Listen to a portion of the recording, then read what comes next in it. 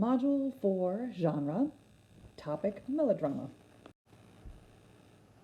Okay, so you remember from last lecture that I said tragedy was the oldest genre in the theater art form that was developed by the Greeks in ancient Athens. It was followed very closely by comedy, but we had a pretty long drag before we had really any other new genres developing. Melodrama came about roughly in the 19th century, so the 1800s. It became very, very, very popular in the 19th century in live theater and then eventually in film, as that was developed at the very end of the 19th century into the 20th. And it's still popular today. So I'm sure you've used the term melodramatic before, right? To tell someone, oh, don't be so melodramatic. And usually when we say that, that means, oh, stop being so overly emotional or too sensitive.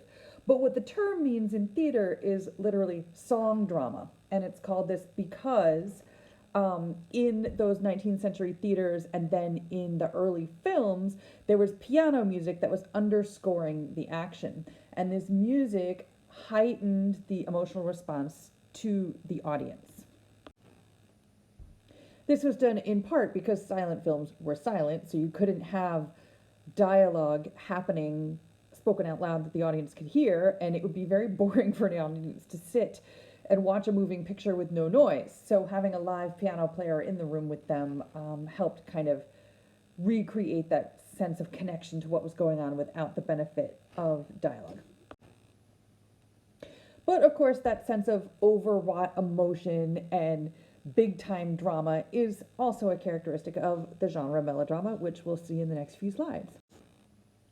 So let's start making our recipe. Again, we've got characters, language, the plot direction, the plot resolution, and the emotional response to look at. And let's see how melodrama is similar to and different from our earlier genres. So when we're talking about melodrama, our focus is usually on two characters kind of equally, the protagonist and the antagonist, or sometimes two sets of characters. And in a melodrama, it's very, very clear that the protagonist is definitely the good guy and the character we root for unequivocally, and the antagonist is the bad guy, literally the villain. And in melodrama, it is very, very easy to tell apart the hero from the villain.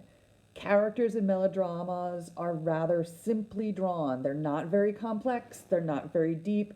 They are very, very two-dimensional, almost to the point of stereotypical.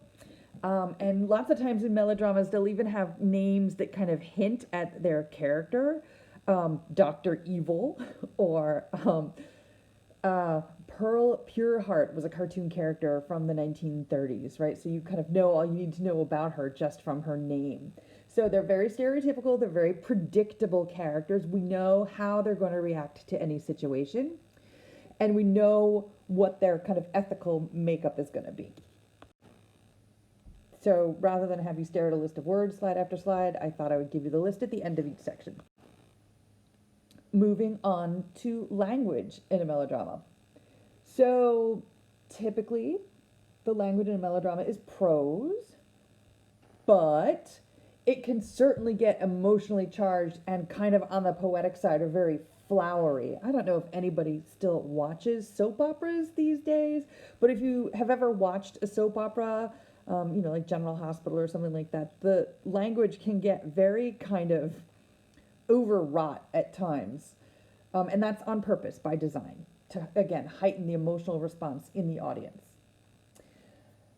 Other times, language in a melodrama can get very witty and kind of wry. I think about like the James Bond films, and James Bond always has, that dry, cool, action hero wit about him. So again, language is crafted. It's never just prose.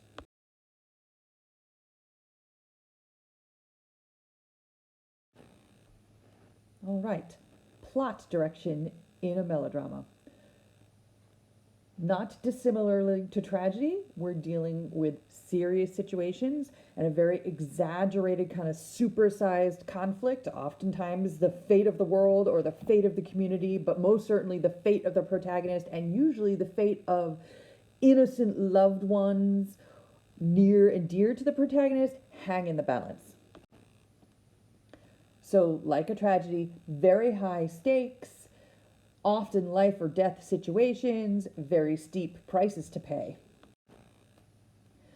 But a major difference between tragedy and melodrama is that in a melodrama, the audience walks into the play or the film having a sense that everything is going to come out okay. If we go to see a James Bond film, we know that in the end he's going to triumph. He's going to have a torrid affair with an amazing looking woman. He's going to drink his martini. He's going to look cool, and he's going to survive it.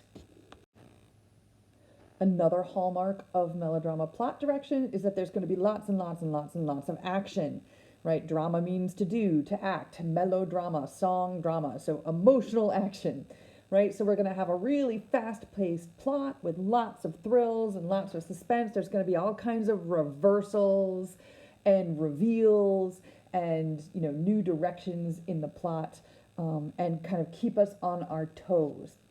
And this is done kind of at the expense of character development because the characters are so predictable and so thoroughly who they are throughout. The good guy's always going to be a good guy, the bad guy's always going to be a bad guy, blah blah blah, right? So the interest comes in not how they will react to a situation, but what situation will they find themselves in next. And so in a melodrama, there's going to be plenty of spectacle.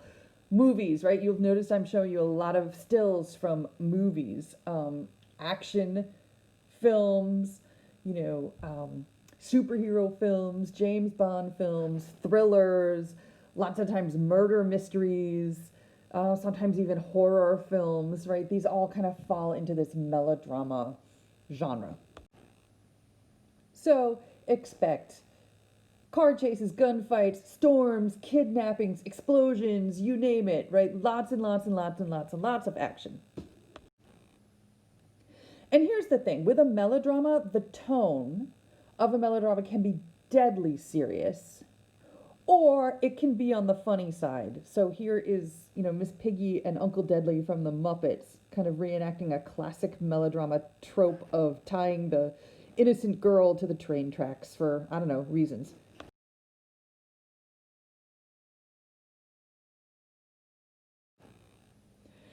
So I've been showing you a lot of film stills. I wanted to kind of bring us back to the live theater, right? Remember, right?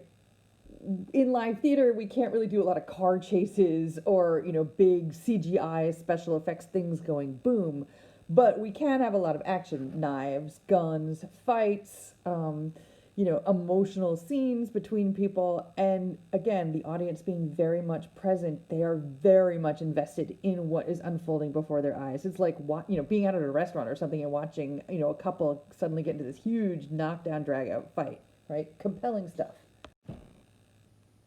Okay, and then the plot resolution for a melodrama is a very, very satisfying wrapping up of events for an audience. Sometimes maybe even too satisfying, but we'll get to that later, right? The good guy wins and is rewarded. So here we see the stained glass window from the ending of Beauty and the Beast. The Beast is a beast no longer. Belle has transformed him. That has led to the transformation of all of the servants back into actual people, and the two of them get married and presumably live happily ever after with all of their books. But not only does the good guy win and get rewarded, but the bad guy loses and is justly punished for their evil. So here's a rather blurry still from Beauty and the Beast of Gaston, who falls from the gargoyle-encrusted towers of the Enchanted Castle, and nobody really misses him, right? So with melodrama, we have this thing called poetic justice, wherein the punishment and the reward are, particularly well suited to the actions of the hero and the villain.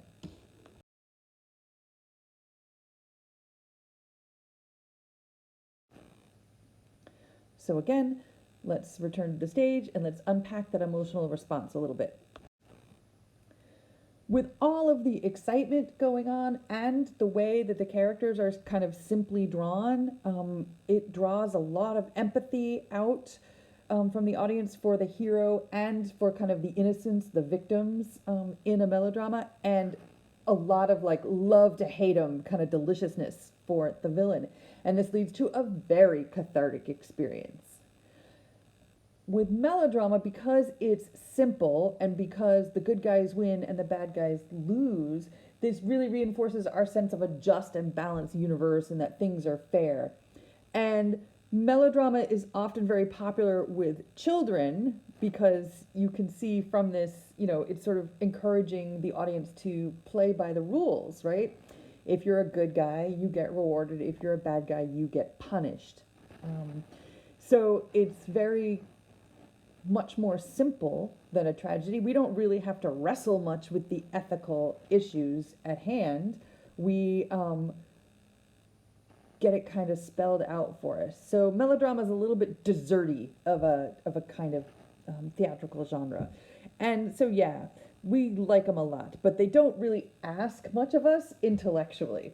It's emotional dessert.